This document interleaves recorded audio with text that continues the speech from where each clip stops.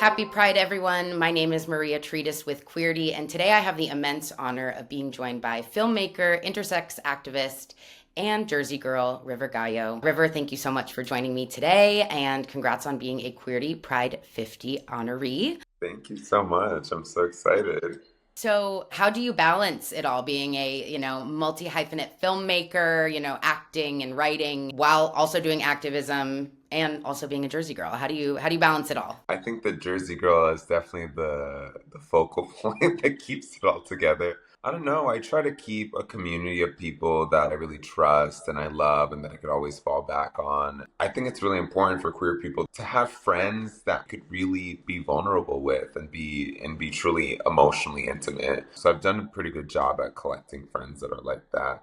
But also, I'm a huge meditator. I meditate every day for 20 minutes, every morning. I really do think that's like a huge part, I think, of how I stay centered in the middle of this wildness because this industry is insane. Talk about, Ponyboi coming out as a short in 2019 and then its journey through that, the pandemic. We've seen strikes and yet this film is here receiving accolades. So can you tell us a little bit, I guess, about the process of that? Ponyboy, from short to feature, was like the journey of a lifetime. I mean, it actually did start as a theater piece when I was at NYU for undergrad. In grad school, transitioned to a short film as I sort of transitioned, and then through the pandemic, I wrote the feature. You know, it was a very intense and challenging process, not only confronting the demands of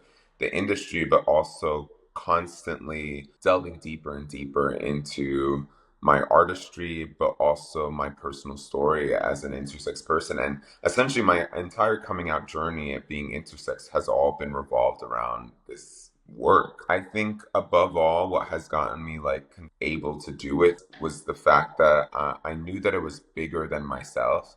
And I was in service to intersex people and trans people and just queer people and anybody really was ever felt like an outsider.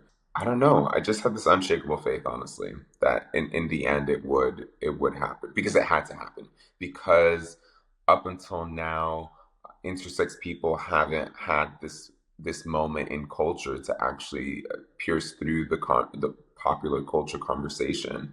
And so I just knew that the timing of all that was so right for right now, and the world was ready for it. And I'm, to my surprise, honestly. How do you think that your intersex identity, informs your work ethic and how you interact with others and the art that you create? Well, I'm a firm believer, and I've talked to other intersex people about this, that being intersex makes you psychic or in I feel like you're in touch with your intuition on a different reality.